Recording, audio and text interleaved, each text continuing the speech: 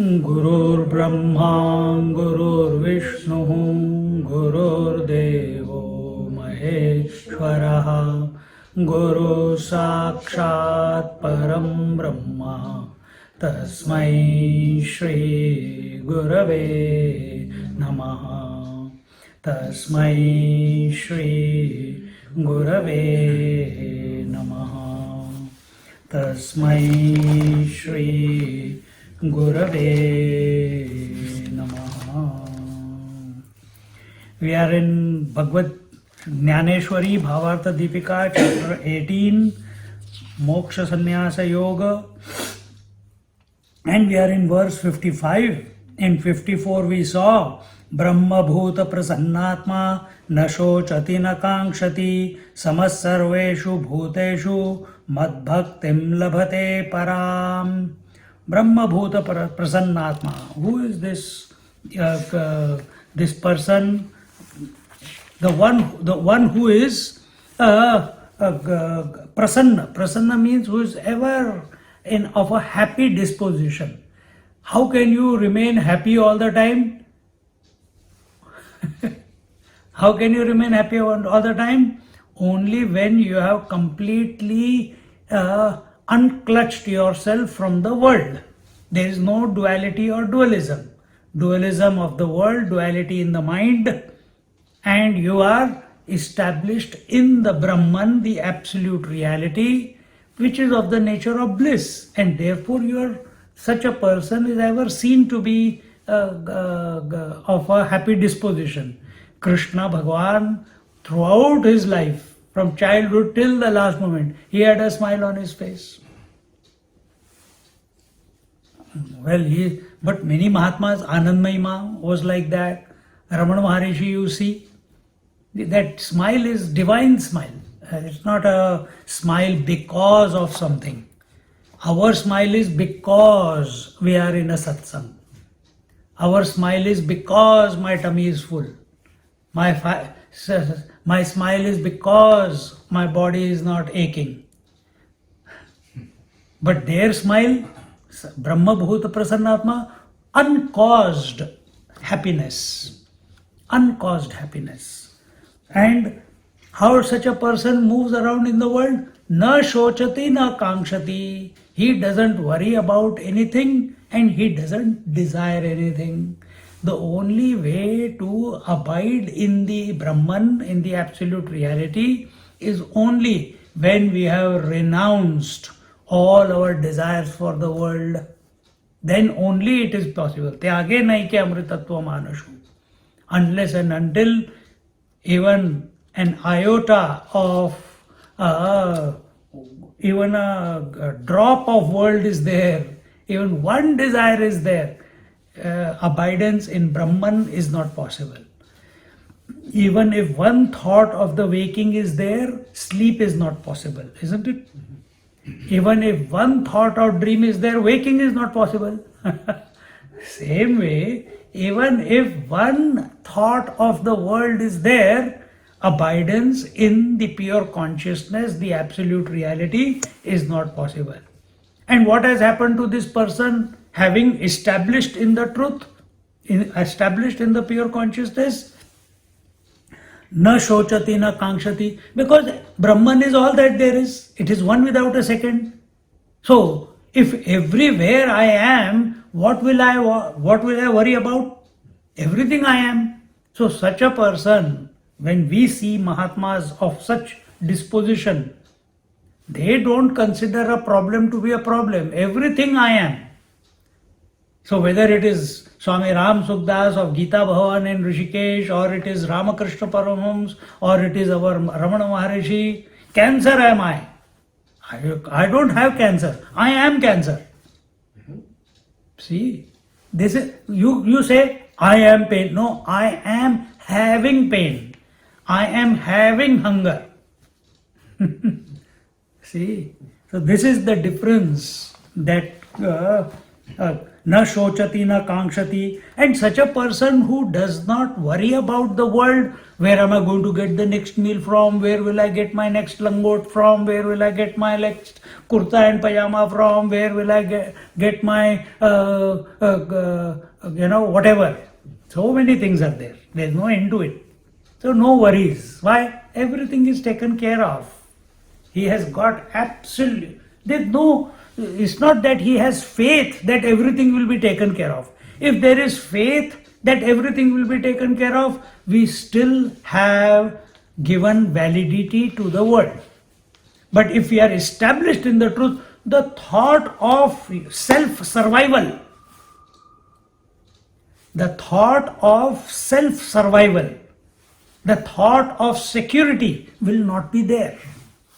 If that thought of security and survival is not there, where is the question of worry then? And therefore, no desires also. Once worry is taken out of the equation, once the fear is taken out of the equation, why do you struggle and strive so hard in life? Because you are afraid this body is going to die. You are afraid that if I don't eat, what will happen? You are afraid if I don't drink, what will happen? You are afraid if I don't drink 2 liters, 4 liters of water, then what will happen? You are afraid if I don't take shower, I will get diseased. That's why everyday shower. So we have our own set of rules, but all of those rules of survival are because we are afraid of death. We are afraid of extinction. So we want to maintain. We pursue spirituality in general. People pursue spirituality only to trick death. Only to make sure that if death does come, I do good deeds so that I can reach the heaven. The terrorist also kills only to go to heaven.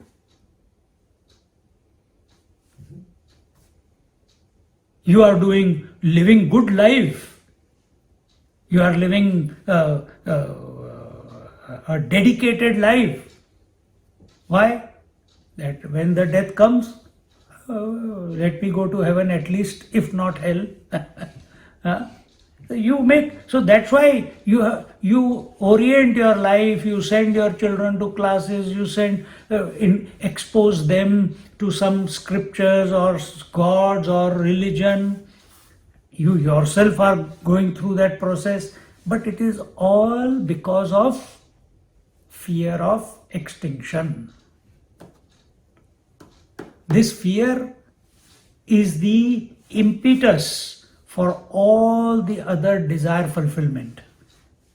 Because I don't want to be extinct, because I don't want to go to hell, because I want to remain healthy or whatever, therefore what I must do? I desire to be, I must do exercise, I must go for a walk, I must take bath or eat food 1 day or 3 times or 10 times a day. Who cares? Each one for their own. So such a person, na shochati, na kankshati. Then how does this person, who is Brahma Bhut, who is established in Brahman, how does he move in the world? Samas sarveshu bhuteshu. Such a person moves around with equanimity throughout the world. For him, he alone is. But for us people who are looking at him, we see him as equanimous. Scriptures call him that if at all we can talk about him, scriptures cannot pinpoint that this is how he moves. But if they have to say, they say he moves with equanimity through the world.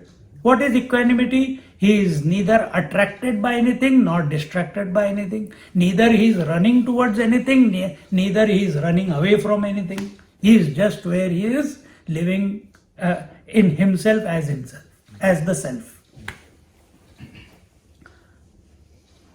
Samas sarveshu bhuteshu mad bhaktim labhate param. And here he says that such a person alone attains supreme devotion to me. Mad bhaktim labhate param means transcendental devotion. If you the nature of the self itself is devotion. The nature of the self itself is love. The nature of the self itself is happiness. But what type of happiness? Uncaused happiness. Uncaused love. What is it called? That is transcendental, unconditional love, unconditional devotion. That is the nature of the self. Because there is no otherness, such a person loves everyone and everything equally. Samas sarveshu bhuteshu. He loves the entire expanse. Why? From his point, what is the expanse? Nothing but the self. He loves him. He is established in the self. He loves the entire as the self. But at the same time, he does not get attached to that entire. So on one hand, he is intensely, unconditionally in love with the phenomena. But at the same time, he is with the same intensity, with the same disposition, he is absolutely renounced the phenomena.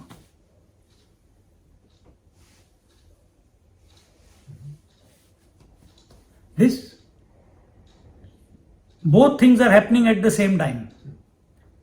Love for the world or phenomena and renunciation of the world or the phenomena. Both happening at the same time. This is the disposition of Lord Shiva towards Shakti. He loves his Ardhangini. He loves his wife. He loves. But he doesn't interfere. He doesn't suggest. He doesn't give opinion. He doesn't interfere. Nothing. Keep eyes closed and be with himself. Complete renunciation. Until and unless prodded, then he will give attention. But otherwise, completely renounced. See? They say, whom you love, let them be. Don't ask for proof, or you don't have to prove your love in any manner. You know. And this, the Brahma Bhuta Prasannatma, he is the master. Now we come to the 55th verse. Bhaktya mam abhijanati, bhaktya mam abhijanati, yavanyashchasmi tattvataha, yavanyashchasmi tattvataha, tato mam tattvato jnatva, tato mam tattvato jnatva, vishate tadanantaram.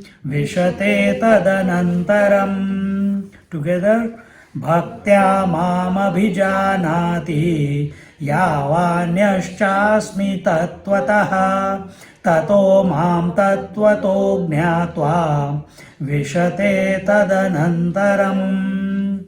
He says, through devotion, he knows me truly. See, you can, these are, because we are talking in relativity, yes, the language has its limitations. He is intensely in love with himself as the self. He is intensely in love with himself. And therefore, he has no time for the world. When a young boy and a girl are intensely in love with each other, they have got no time for sleep, they don't have time for the social norms, they don't have time for food, they don't have time for TV, they don't have time for their friends. They're only thinking about each other. Think. This must happen to us also. We must fall in love with the self, with the totality, with the Brahman. This must happen. When it happens, automatically the whole Urvarukameva, the whole world just drops away on the wayside. You don't have to try to give it up. All we must, if at all we have to try, all we have to try is, no problem. All we have to try is to build up this contact with the divine again and again and again and again. That is called Jnana Nishtha. Shankaracharya says Jnana Nishtha. Is that in this verse or next verse?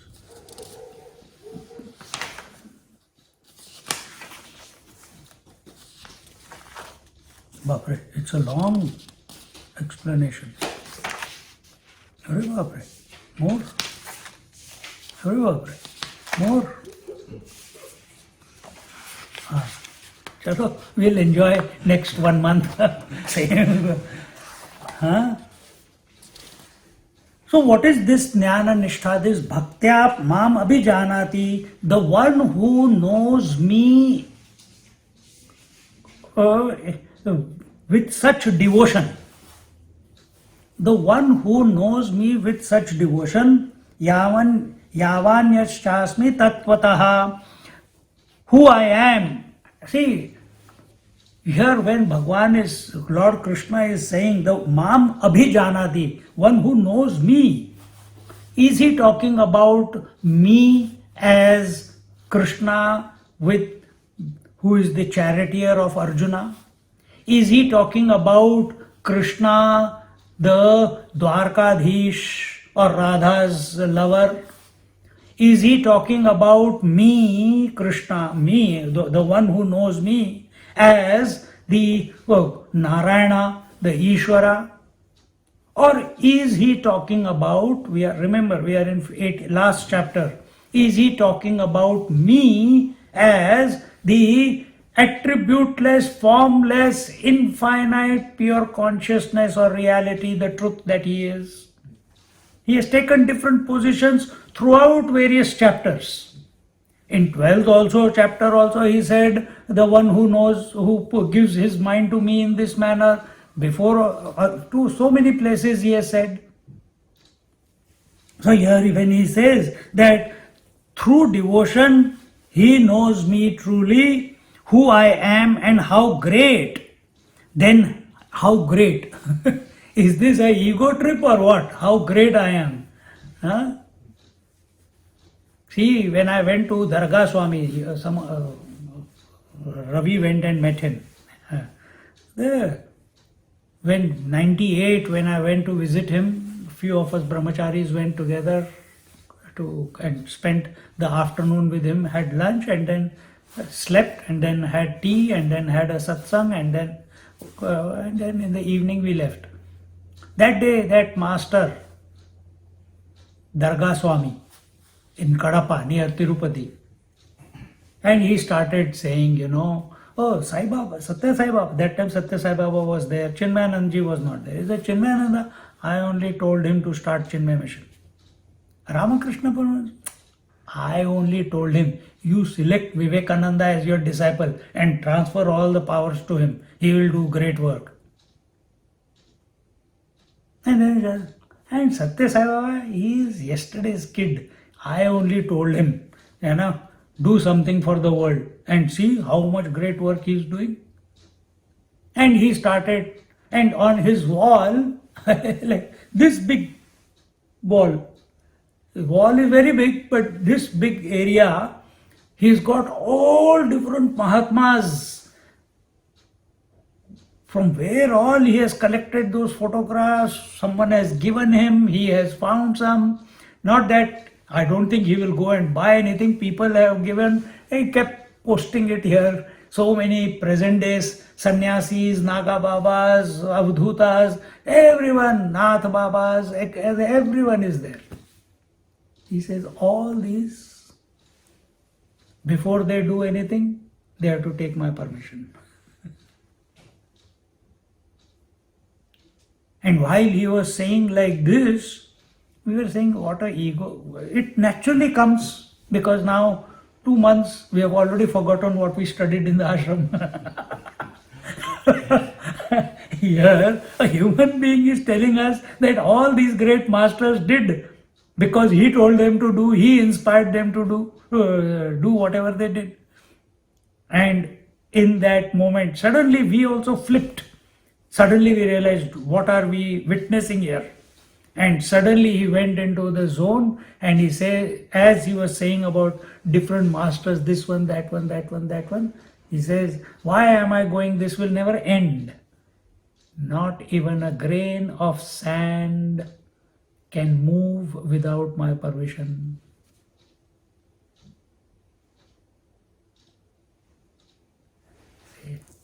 Now when he is saying that, who is he? Is he Darga Swami with the body in front of us? Is he the husband of his wife?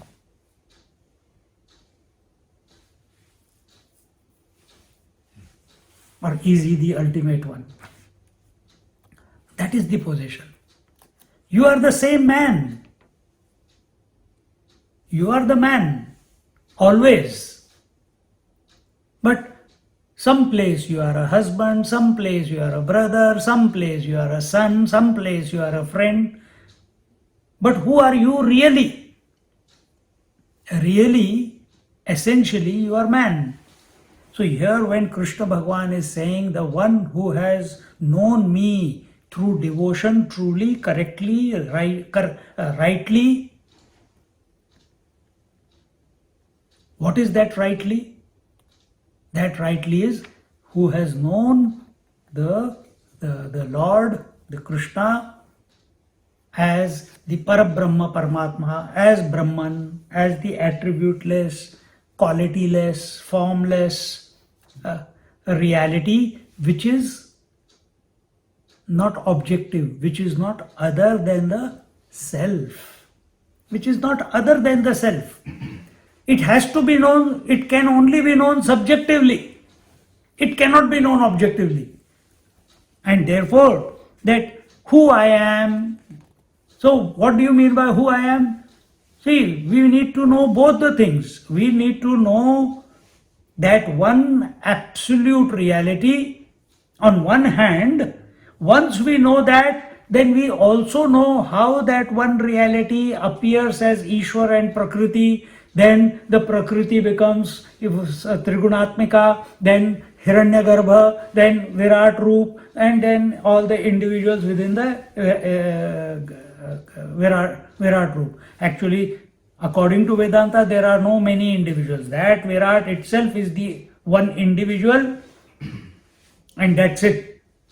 And that is not an individual. That's a phenomena of consciousness expressing through matter, which is not there. That's the phenomena. And in that, this variety is imagined. What is the variety? Totality, individuality. All this is imagined in that. So who knows me? So you know this. If you want to know the complete, it is not necessarily I am not the world, I am not the body, I am not the mind, I am not the intellect, I am the conscious self. But the next part is that this entire is nothing but the conscious self. And what is the status of the names and forms? What is the status of past, present, future? What is the status of totality and individuality? What is the status of waker, dreamer, sleeper? What is the status of everything? That also must be correctly ascertained. If that is not ascertained, our abidance is incomplete. See, this is so that is called first was called the neti neti. The second part is called Anvaya or inclusiveness. So now, first you removed all the coverings and came to the consciousness, and as you remain with the consciousness expands, and it expands to cover everything. Just as the sun rises, and as it rises, it envelops, it pushes away the darkness completely. So life is pushing you.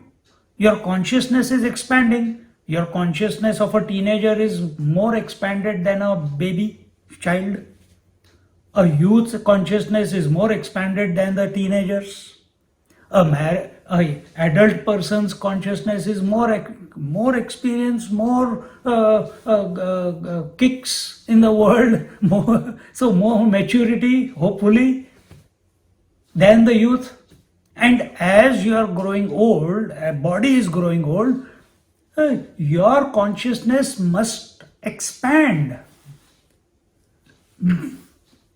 So, yes, for that purpose you are coming to the satsang. But is that enough? It has to be applied. It has to be, you have to sit.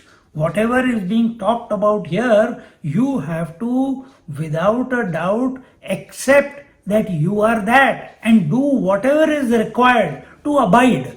And that abidance is called as Jnana-nishtha.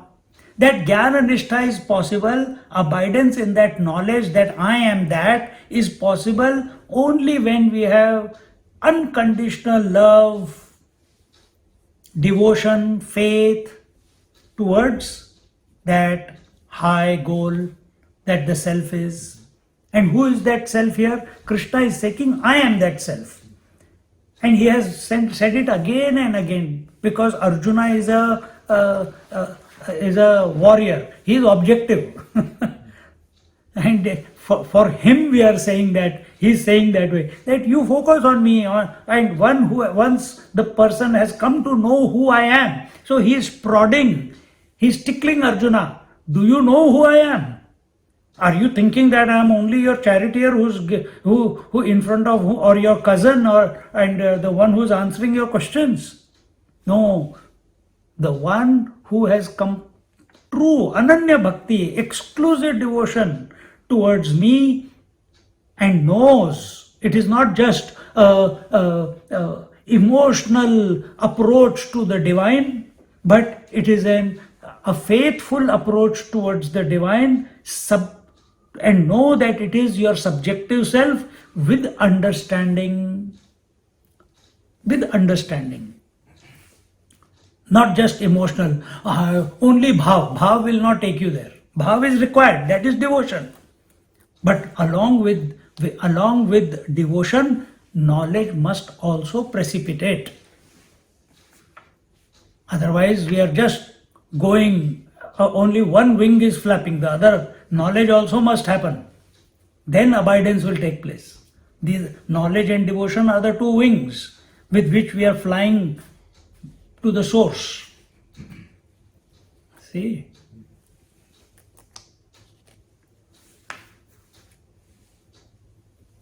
Then having known me in essence, where in essence?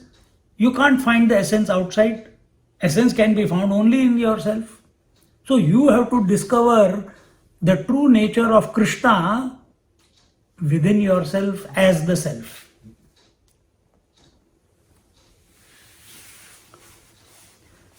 Then having known me in essence, he forthwith enters into the Supreme. So just as we get absorbed into the sleep because we are exclusively thinking of the sleep, same way we are contemplating on that which cannot be contemplated upon. Yet we are making that. Do you know what sleep is? Have you ever seen the sleep? Is there anything called absence? Is there anything called nothing? Yet you think of nothing Arey yaar, how can you think of nothing? Nothing means absence.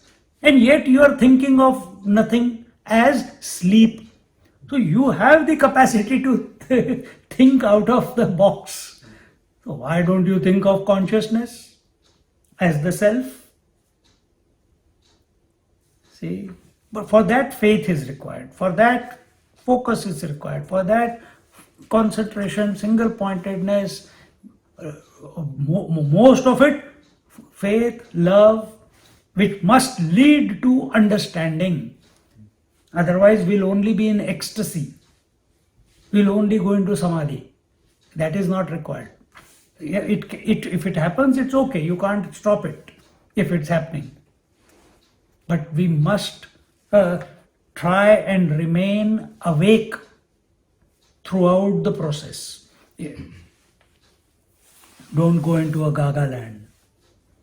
What Gyaneshwari Maharaj says. So one more thing I will tell you here. What is this Jnana Nishtha? Jnana Nishtha is that on one hand, once you know something, you know it. Once you know. When you eat food, do you get satisfied straight away? Do you get satisfied straight away? The first bite, I'm full. Does it happen? No. Arranged marriage? Arranged marriage. You fell in love with the wife, you understood the wife straight away or she understood you straight away. Still process is going on. Correct? So it's a continuous exploration, continuous understanding.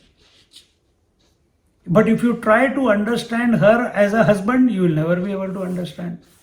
So you have to take a higher stance, then understand everything, how Maya functions. It changes every time, Swami. Same dialogue is for her also. You are also an expression of Maya alone as the body. So, because it's continuously changing, every day is not the same. By the time you know, you have understood, bloody everything has changed again. But what we are saying is, to some extent, over a period of time, you become comfortable in that relationship. When we came to Australia, it took us few months, few years before we felt we were part of the country, isn't it?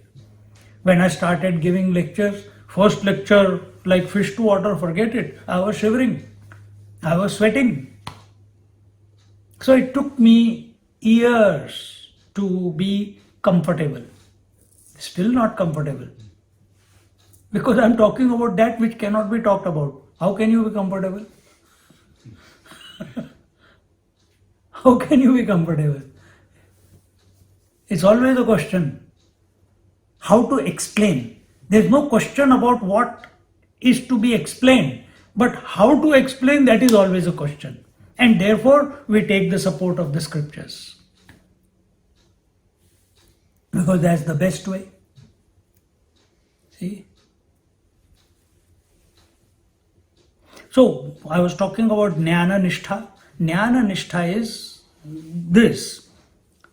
Through devotion, he who knows me truly, who I am and how great, means how expansive, how all-inclusive I am, how I am Brahman, Brahatat, the great. What is Brahman? The greater than the greatest is Brahman. How come there is here comparison greater than the greatest? For you, greatest may be the creator, Brahmaji. He is even greater than that, meaning he is transcendental even to Brahma, Vishnu, Mahesh. He is that. Therefore, greater than the greatest. He, without any cause, without any reason, he is all that there is, because that is its nature. Just as sun's nature is light, it can never come to know darkness. Similarly, this self, this Brahman, can never know duality. It is all that there is. So when you come to know Brahman, when you come to know the reality that this reality is Krishna, or another name for Krishna, Brahman, and that the nature of that and the nature of the self is one and the same. See, yesterday in Upanishad, I told one sentence. What was that? That when we focus on something, we want to get to the essence. Suppose I am here, Nachiketa was asking the question, Anyatra Dharmat, Anyatra Asmat, Krita Krutata, and going on, Anyatra Bhutacha Bhavyacha, Yat Tat Pashyati Tadvada. So he is saying, what is that which is other than righteousness and unrighteousness? What is that which is other than cause and effect? What is that which is other than doing and undoing? What is that which is other than past and future? So he is not getting caught up because he understands that if he goes to Hiranyagarbha, the totality, there is still, migration is there. Dissolution is there, manifestation and unmanifestation, even of the Creator, manifestation and unmanifestation happens. So he wants to know what is beyond the manifestation and unmanifestation. Intellectually, he wants to know. But how does he want to know? At this present moment, objectively. So the Lord of Death gives him Om. With Om, we will, as a seekers, we will chant. And when we chant, what will happen? Our mind will, Nachiketa's mind has already dropped the whole world. He is only focused, so it will click to him straight away. But for us, what prasad is Samhita going to give after the class?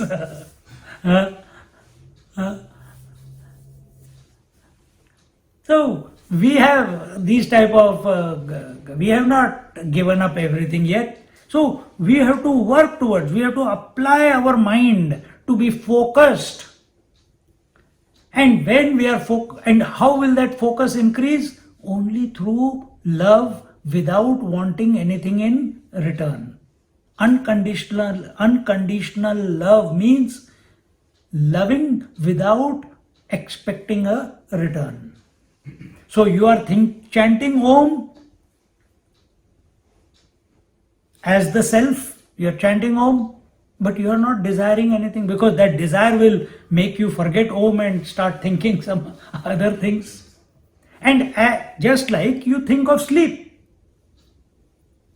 Sometimes what happens when we are focused on sleep, you dive into sleep. You don't want to be disturbed, but you do get disturbed and wake up from the sleep, isn't it? Sometimes it's intermittent sleep.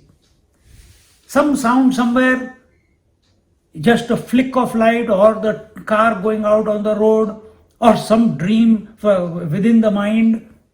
Suddenly you wake up, then again you go, again you wake up, again you go, and eventually you are absorbed deep into the sleep.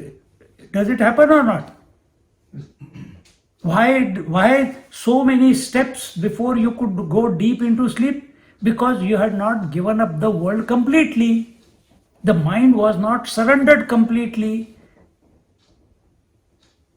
The same way here, when Jnana Nishtha means knowledge, the self is of the nature of knowledge. Nishtha means abidance. So, we abide in the self. Samadhi also we are doing, but we come out. Why? It's not pakka nahi hai. It's not, we are not established in it. The world is still having a sway over us.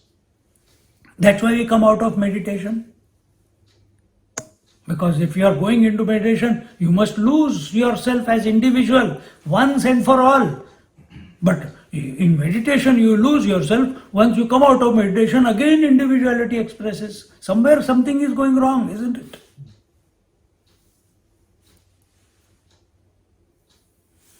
It is like that. So what do you do then? You keep going back to the essence. Keep going back to the essence. Keep going back to the essence. Not mechanically. Not mechanically. How do you go back?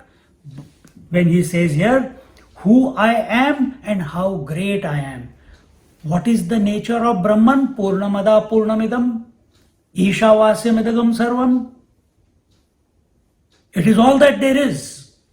And how great? It is seamless. It is endless.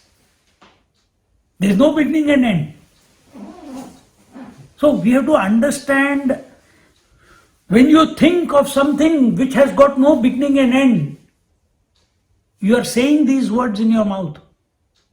But can you imagine something that has got no beginning and no end? Can you imagine? When you keep this idea in your attention, mind drops. Mind drops. And this is what we have to keep doing again and again and again and again, by contemplating on the nature of Brahman. Now it will tell what the nature of Brahman is also in the next verse. Not this one, next one. See? Am I fascinating?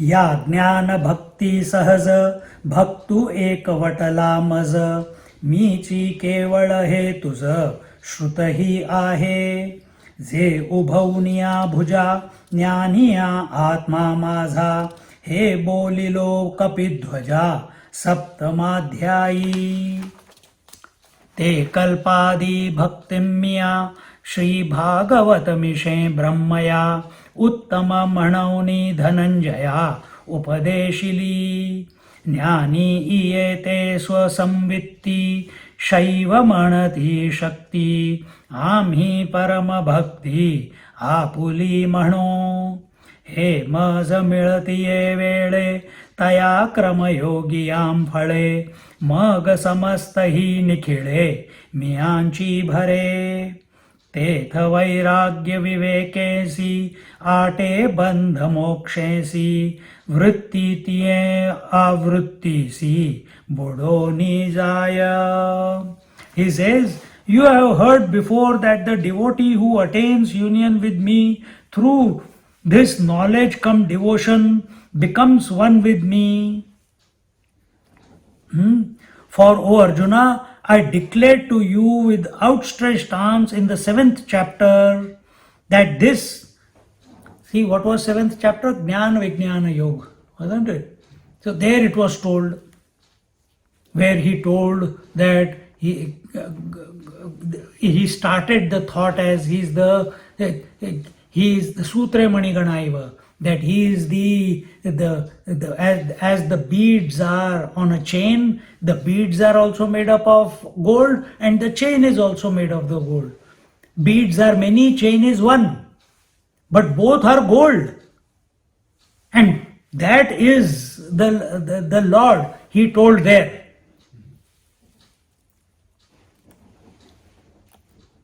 I taught this devotion as the best to God Brahma in the form of Bhagavata Dharma at the beginning of the epoch, meaning beginning of this time, this period of time. He taught it to Brahmaji.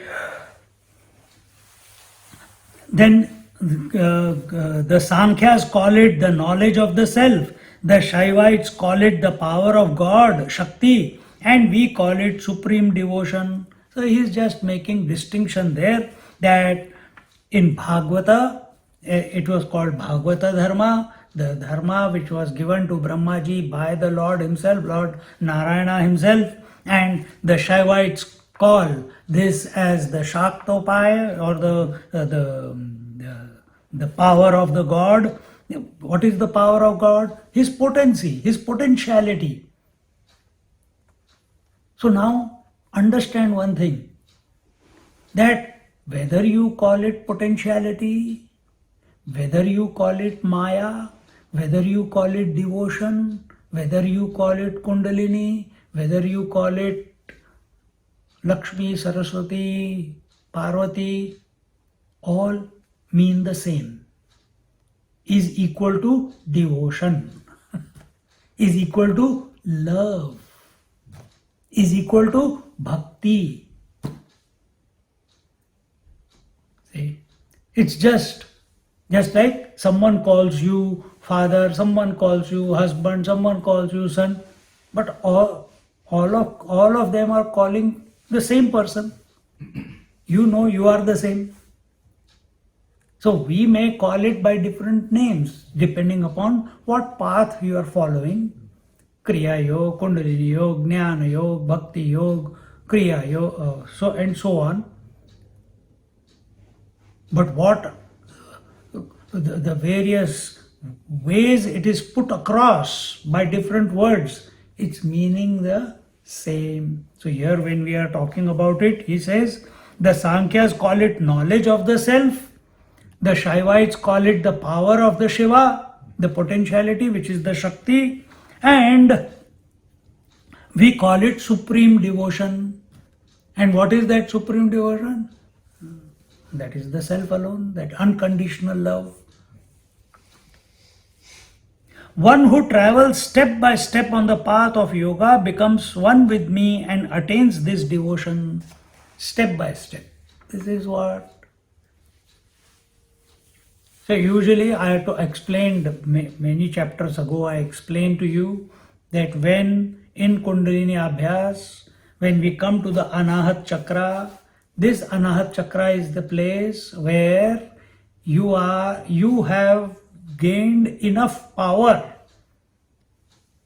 by focus, concentration on the divine, on Om, on your mantra, by doing Kriya, whatever practices you are doing, you have generated enough power not to be disturbed by the Mooladhar, Swadhisthana and Manipur.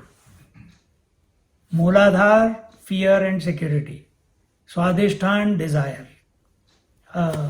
Manipur, accumulation. When you have moved beyond these three, which are three gateways to hell, which keep you in the loop of the world, you have come to understand, or you get an experience that you are not the body, that you are not the body is also part of the world, yet you are not the world, that you are other than it. You are initially it comes as the witness. I am the witness. Now, because of our investment in the world, in the body, for so many lifetimes and this life, even though we have this experience that I am not the body, now we have to practice to keep inquiring, then who is this witness? But what happens, because of the previous investment, we keep thinking about the world again and again fall back. But if you keep giving attention, if you start putting investment in what was this experience, that I am not the world, I am not the body, what does it mean, and I want to access it again. What is it was quite wholesome experience, it was quite deep and deep abidance, I was most relaxed there. I was me without any thought, I was me without any disturbance.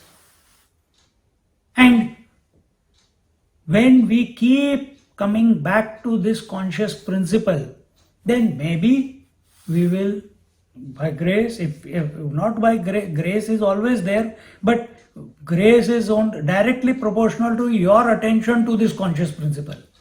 And how do you put attention to this conscious principle? With love and devotion, with faith. You come to yourself, then you move to Vishuddhi Chakra. Vishuddhi means now you are the self Vishuddha without any error of distraction. You don't need to think that you are. You know you are. You have not come to know who you are as consciousness. But you are now undistracted. Your attention is continuously on the self because this self has separated itself. Because this is the point of Andakoop. Andakoop is the point of the space.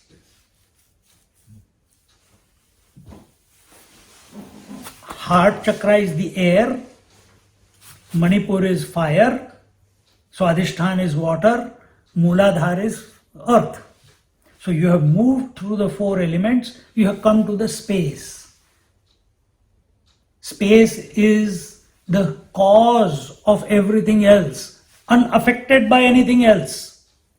In fact, from space point of view, there is nothing called air, fire, water, earth. Just as from water's point of view, there is nothing called ocean and wave. Just as from sun's point of view, there is nothing called day and night or sunrise or sunset. See? So when you come here, you remain distracted. This is where samadhi comes about. But now from here, we have to move to Ajna Chakra, where the process is to recognize that the potentiality and the conscious principle are coexisting. They are not separate to each other. Till here, what was happening? You separated.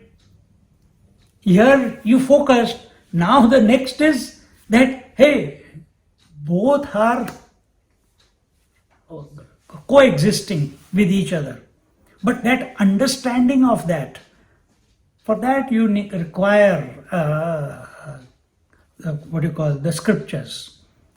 For that you require a teacher. Unless we don't study it under an acharya, you cannot understand these things. Now, what I am explaining you, according to what we have studied, in this verse, where is it given all this? You will just read, through devotion he knows me truly who I am and how great, then having known me in essence, he forthwith enters into the supreme. Story over. But how much we are opening it up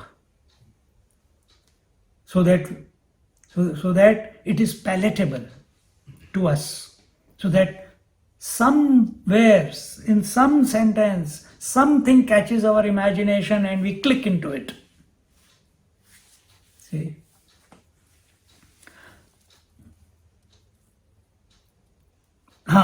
One who travels, so step by step. So you come here to the Vishuddhi Chakra, Vishuddhi, Shuddhi, Vishuddhi, extremely pure. That means there is no adulteration of air, fire, water, earth. See?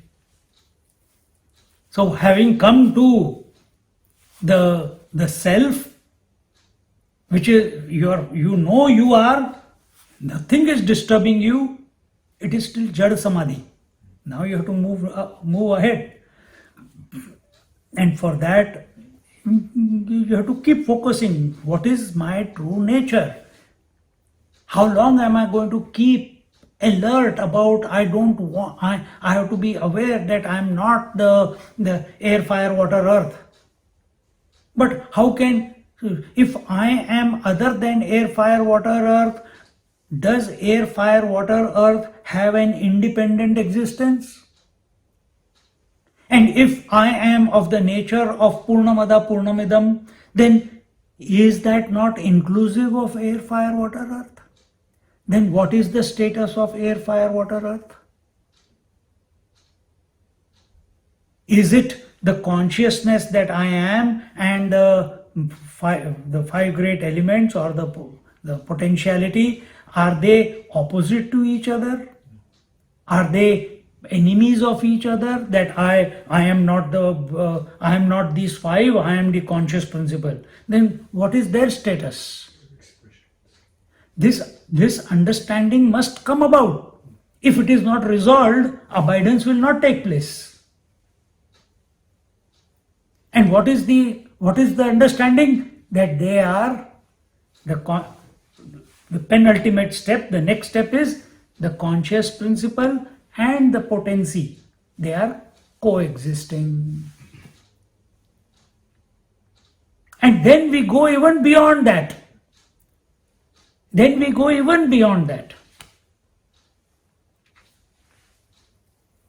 So this is step by step.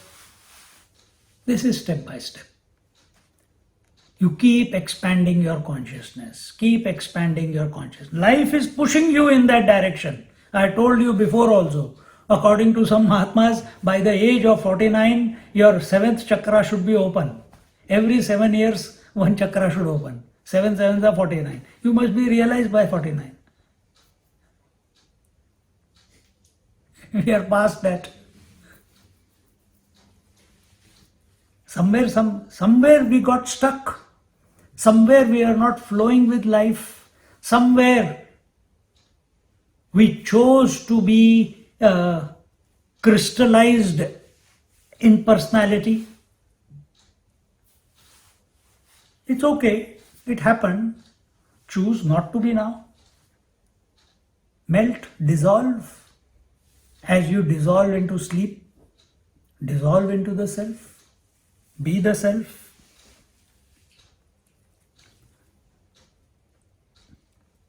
One who travels step by step on the path of yoga becomes one with me and attains this devotion. Understand, we already told you this para bhakti, or what was the verse? Bhaktya mam avijanati. And the previous verse told, what did it say? Mad bhakti labhate param. See? And bhaktim mam avijanati. With devotion, who comes to know me as of the nature of supreme love. That is supreme devotion, isn't it? So what is the difference between you are singing bhajan of Shri Ram, Jai Ram, Jai Jai Ram, or you are chanting the mantra of the Lord? What is the ultimate devotion? What is the height of devotion? That you merge into the Lord. That will be the ultimate. That will be the height. That will be the climax. Isn't it?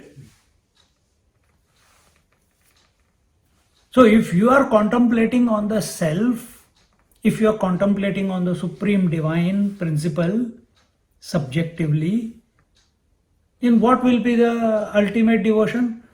To surrender to it, to become one with it.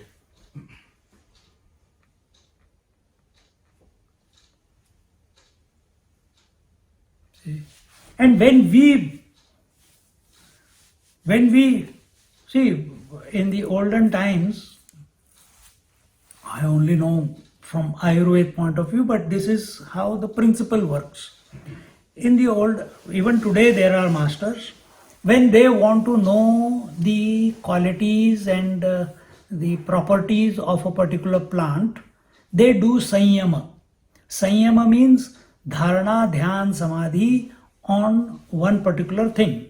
So I can do sanyama on Nagaraj. Nagaraj will reveal himself to me.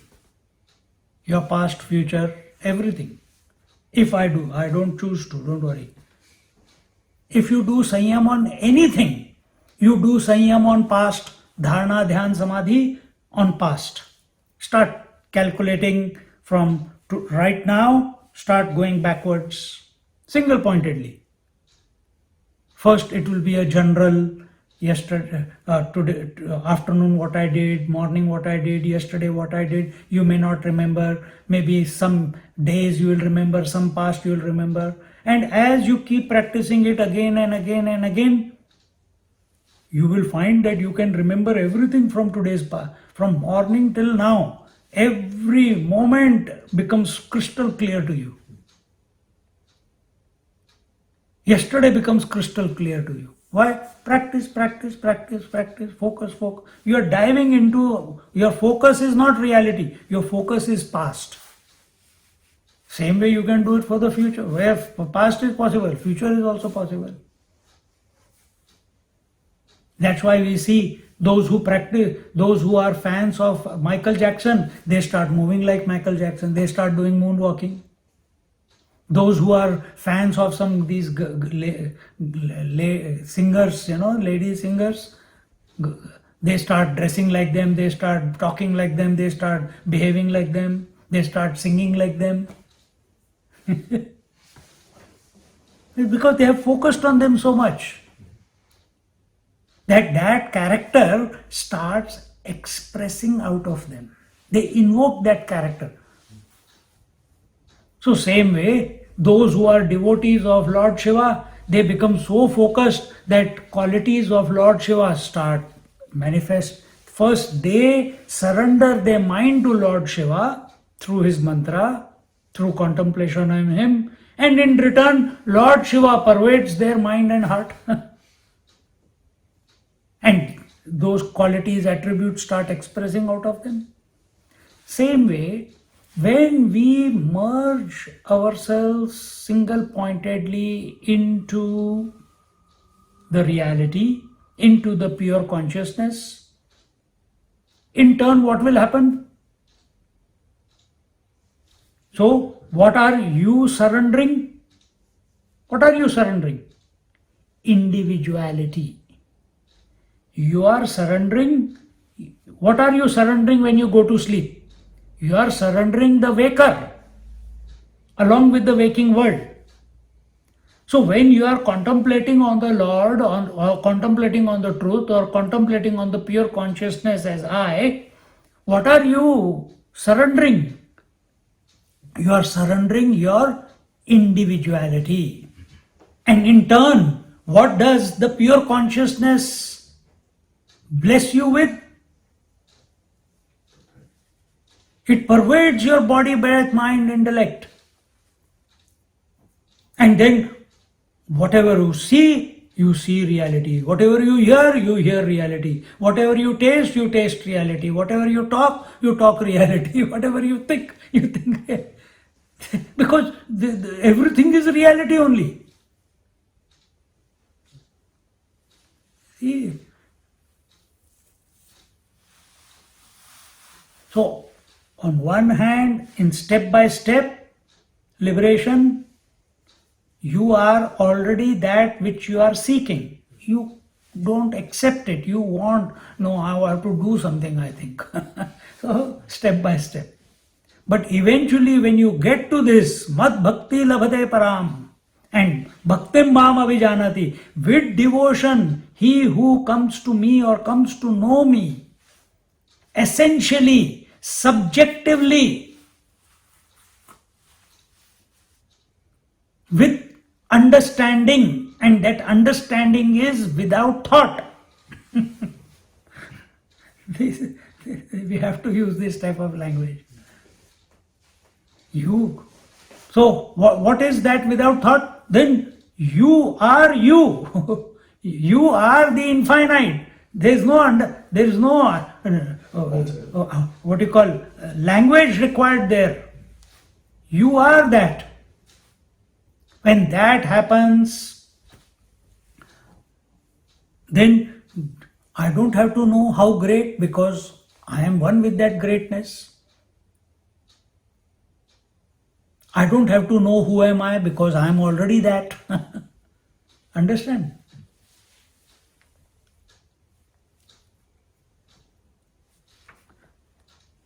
He becomes one with me and attains this devotion. Attains means he is abiding in that devotion as now before there was a devotee and devoted. Before there was a seeker and there was a sought. Now the seeker has merged into the sought. And what was the sought? The seeker himself, the I. Now the distance between the seeker and the sought, the devotee and the devoted, has vanished. And then what is it? It is the supreme love. It is the unconditional love. then he comes to know that this universe is pervaded by me. So this is what I was explaining before, that when we merge ourselves, surrender ourselves to an altar, that quality, that those attributes of that altar, they start expressing through the individual. I gave some examples just now. Now here we are surrendering our individuality to the infinite pure consciousness.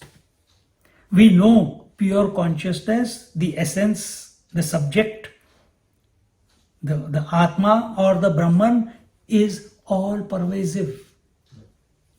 We know that. We have studied that before. It came in the 13th chapter also. It came in the 17th chapter also. It was shown to Arjuna in the 11th chapter also. So now, when we have surrendered ourselves completely to the subjective self, which is of the nature of infinite, then what does the infinite do? It pervades the entire equipment. And through that equipment, it pervades the whole world. Because the whole world is where? Where? In the mind. The whole world is in the mind. So the whole mind is pervaded by that pure consciousness, by the light of that consciousness. And what is that light of the consciousness? Does it know any darkness? Not possible. Just like the sunlight does not know what darkness is, so the light of the sun is called sunlight. The light of the self is we can't say there is rays like the sun, because self is all that there is. See? And this is what is called as Sahasra Shirsha Purushaha Sahasraksha Sahasrapad. That behind every eye I am, behind every feet I am, behind every speech I am, behind every mind I am, behind every intellect I am. Meaning there is no place that I am not. This is the expansion. This is the spontaneous combustion which takes place within the seeker by his surrender. Now what happens? That supreme love, that unconditional love which he had accessed, now that supreme love is his direct experience everywhere. See, for us, for you, for majority of the people, the love of the Lord for his devotee is only an imagination. We want that imagination to be real for us. So, how the Lord loves the total creation as I, do you love the whole creation as I? No. Even with your children you argue, even with your wife you argue, with your parents you argue. Nothing wrong with argument, but internally what is your disposition? Do we see the entire as the self, as the expansion of the self? Not at the moment. So, pratyaksha, I am looking at this body, I am this body. I look at the hand, I am the hand. I look at the senses, feel the senses, I am the senses. I look at Nagaraj, do I say I am Nagaraj? If I look at Samhita, I am Samhita. If I look at chair, sofa, I am the sofa. Does it come? Does it happen? That inclusiveness, does it take place? See?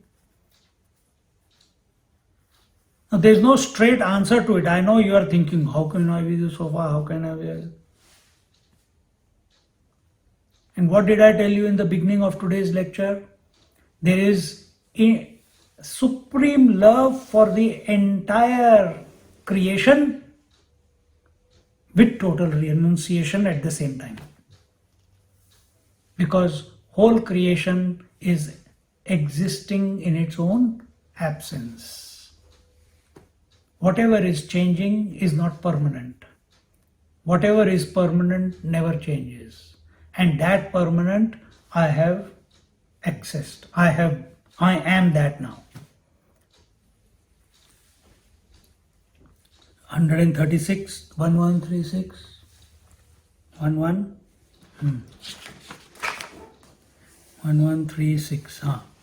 घेऊनी ऐलपणाते परत्वहार पेजेथे गिळूनी चारही भूते आकाश जैसे तया परी धडधाद थडता थाद साध्य साधनातीत शुद्ध ते मी होऊनी एकवद भोगितो माते घडोनी सिंधूचिया आंगा सिंधूवरी तळपे गंगा तैसा पाडू तया भोगा अवधारी जो का आरिसयासी आरिसा उटूनी दाविलिया जैसा देखणा अतिशय शयो तैसा भोगणातिये हे असो दर्पणुने लिया तो मुख बोधुही गेलिया देखले पण एकलेया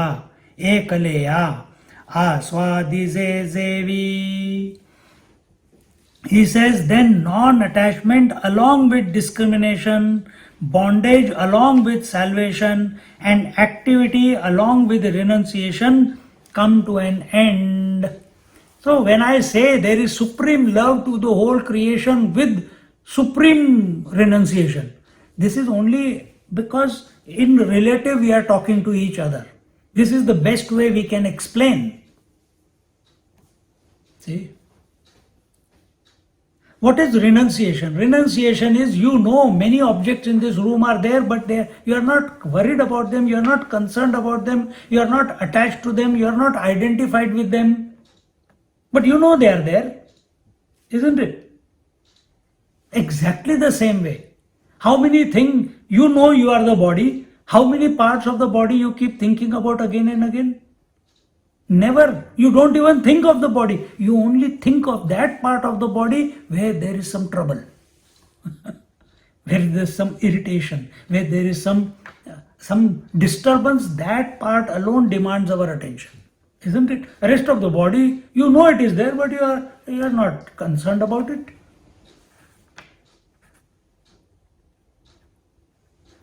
So how you will not be concerned about the world? It's not there only, so no concern. No, it's not there only. Then what is there? Only the self is there. Only supreme love is there. Only the Lord is there. If you want to put the Lord, only the Lord is there. This migration from multiplicity, in spite of multiplicity, coming to that principle which is pervading the multiplicity, which is the basis of multiplicity, which is the foundation of multiplicity, on which this multiplicity comes and goes, is pure love. And that I am. Don't forget that part. That is my true nature. That is the nature of when Krishna Bhagavan says that Mam Abhijanati, know me in this manner subjectively.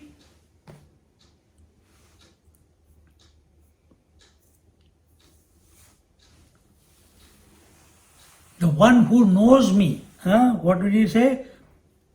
The one who knows me, who I am, you can only come to know by surrender. Surrender is possible only where there is extreme love.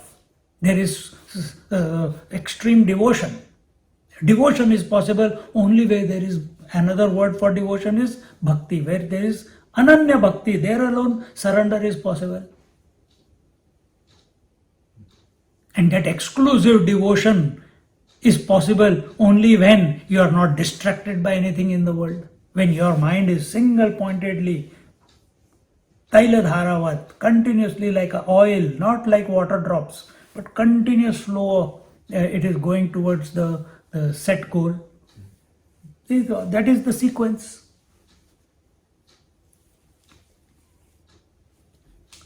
Then non-attachment along with discrimination. What are the requirements for moksha? Vivek, vairagya, shatka sampati, mokshatvam. Vivek, discrimination between real and unreal, changing, changeless and changing. And what is the second one? Vairagya. Vairagya is renunciation. So here he says that the non-attachment along with then non-attachment along with discrimination. Okay, here is not talking about yes, non-attachment, which is renunciation, along with discrimination, that is vivek. So how long do you need vivek? How long do you need to discriminate? How long do you need to practice renunciation? As long as you are not disturbed, as long as you consider that something is disturbing your mind. See, once upon a time, if someone called me by the name what my parents used to call me, I used to, hey, my name is Brahmachari Deepak Chaitanya. And then after Deepak Chaitanya, then again initiation, Swami Paramananda Saraswati, and I used to say, hey, my name is now Swami, don't call me by the old name. If I call you idiot, will you like it? Why? You are acting like one. No, don't call me that way. But after some time, many people, they were not ready to change. They want to, prick you again and again. See how this fellow calls himself Sannyasi, and let's see if he reacts. And they used to call me by the old names. And one day I said, why am I getting disturbed by these bloody things? And that day I decided, it does not matter what someone calls me. All names are mine. I am only talking about two names. I am here I am working towards that. I am contemplating on that, which is the substratum of everything. Then every name is mine. Every form is mine. If I keep having a reaction for two names, how can I have all the names then? From that day, the balloon was burst. See? So from experience, you learn from it and grow.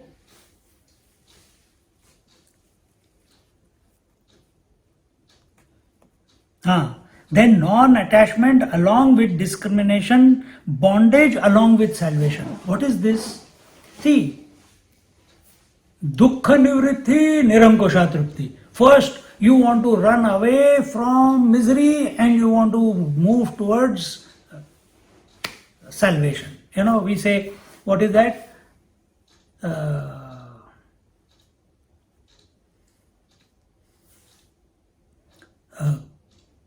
वो क्या आता है? तमसो मा ज्योतिर्गमया मृत्योर्मा अमृतम गमया. सबसे पहला क्या है? असतो मा सद्गमया. What is that? Asato, from untruth, let me move towards truth. From darkness, let me move towards light. The last one is from death, let me move to immortality, isn't it? How long do you have to keep thinking of this? As long as the individuality is present, isn't it? And the world is only for the individuality, that's all. So till then you have to think about this. But now when you are on the threshold of surrender, you are about to be absorbed or you are about to dive into it. You are about to dive into sleep. Do you care whether light is on or off?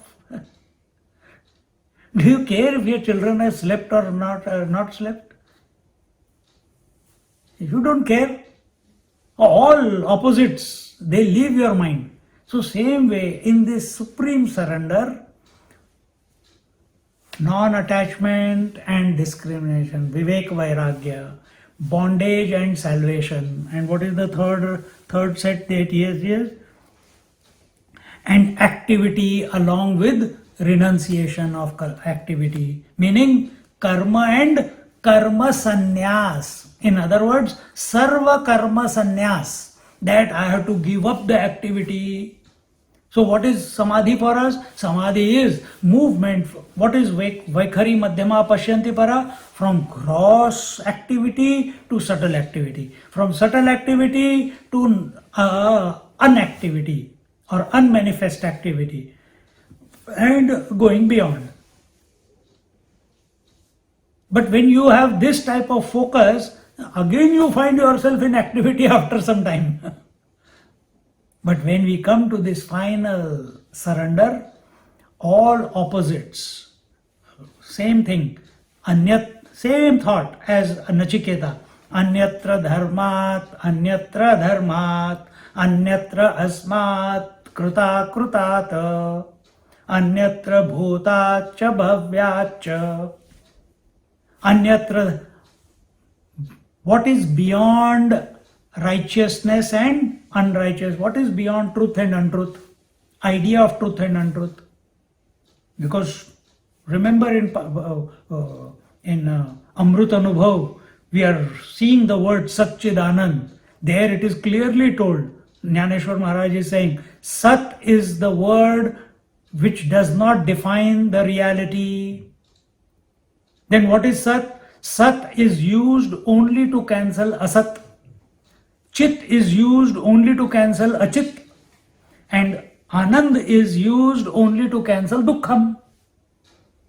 So when these opposites dissolve, what is left is you, the Atma. See, same thought is coming here. What is that which is beyond righteousness and unrighteousness? What is that which is beyond cause and effect? What is that which is beyond doing and not doing? Sarva karma sannyas. What is that which is beyond past and future? So what is that transcendental principle? That is supreme love. That is there when you rise above, meaning you have got no value for all these opposites. When will you have no value for those opposites? When you are absolutely single-pointedly, coolly focused on that supreme, subjectively.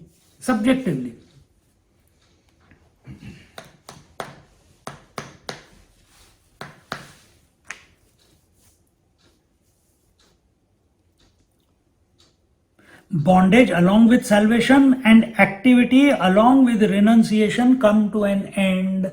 Now there is no perturbation in the mind.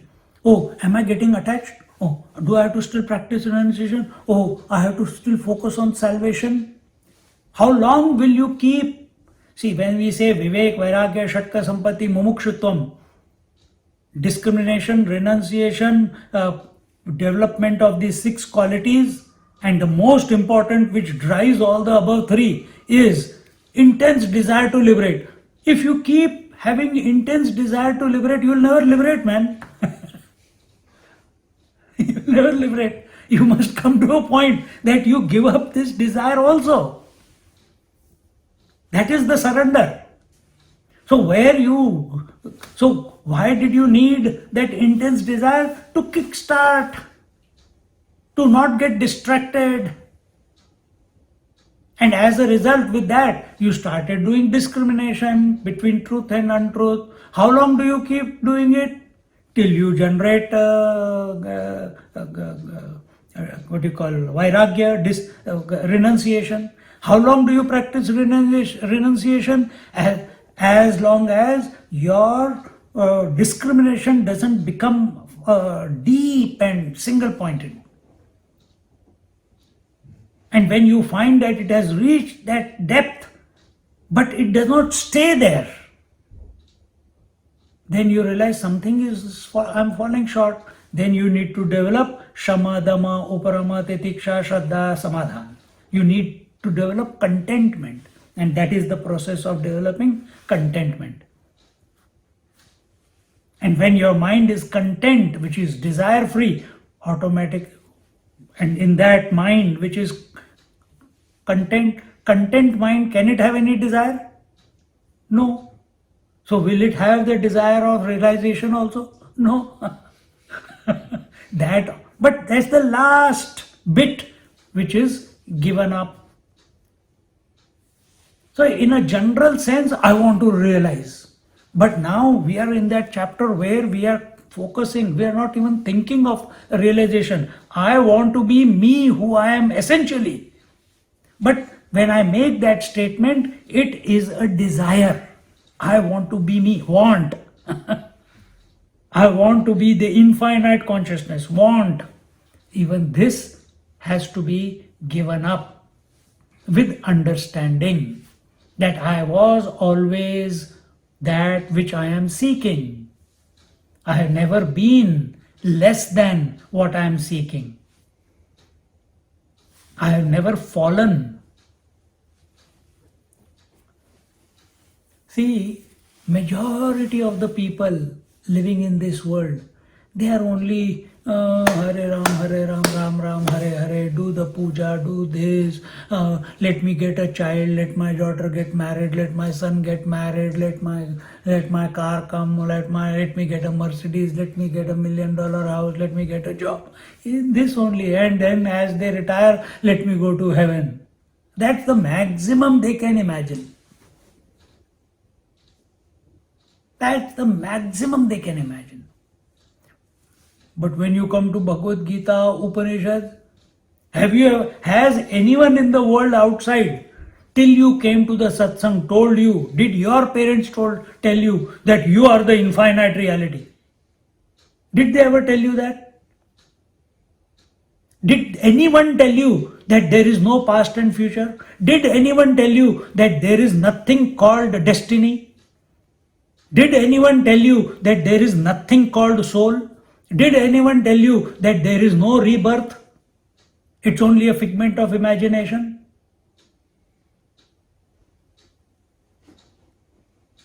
All these are just concepts for the individual in the initial stages. As you move higher and higher, all these concepts die their own death. They have got no standing. They have got no standing. We are going very top committee. We are still in the bottom where people say you are not even a man. You are just a role which is not existing.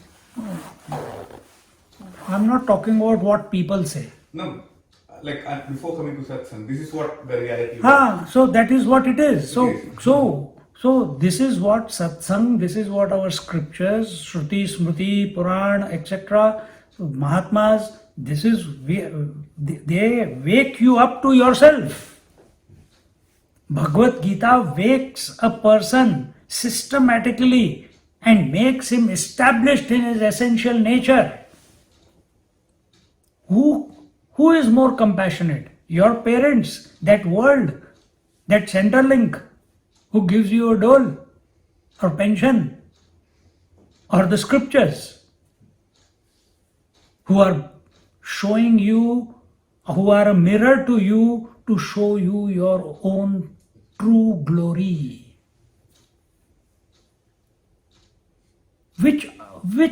Who else is there in this world who shows you that? See?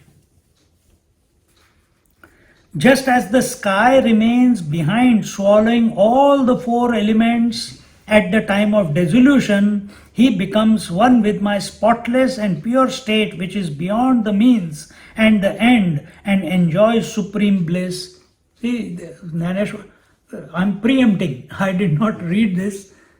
Remember when I told you Vishuddhi? Vishuddhi. Shuddha means pure, Vishuddhi means extremely pure. What is that extreme purity? Where earth has merged into water, water has merged into fire, fire has merged into air, air has merged into space. So no distractions. There is no wavering. This is the place where one goes into samadhi. So you can go into samadhi by following the breath also, by doing a mantra, But knowledge is not there. Knowledge is from here, it was only mechanical. From here till here is knowledge. Jnanendriyas are here. Now knowledge will take place. Now you have to understand. Now you don't go in, you can go into samadhi if as a result of contemplation it is happening, good. We must not lose that capacity to remain completely thought free. We must keep cultivating that. But you can't be in samadhi 24/7. So what do you do rest of the time? You program your mind with higher thoughts. You program your mind that I am that infinite reality. See? So that was the thought that we were contemplating on before, and quickly I'll read and then we'll explain next week.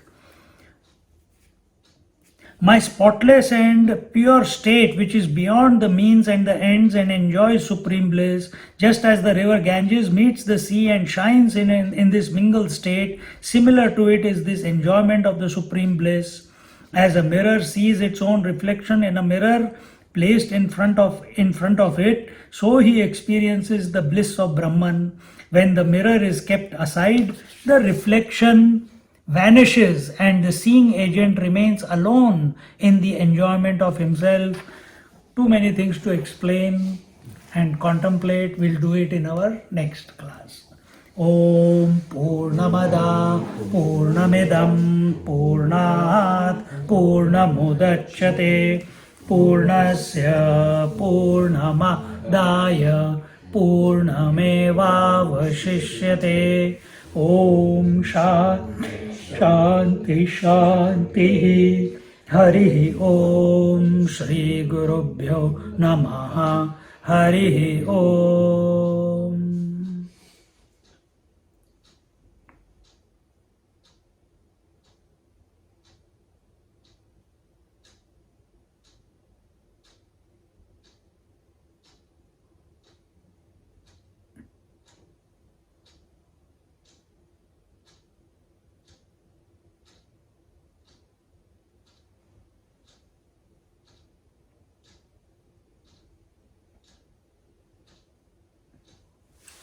Hari Om.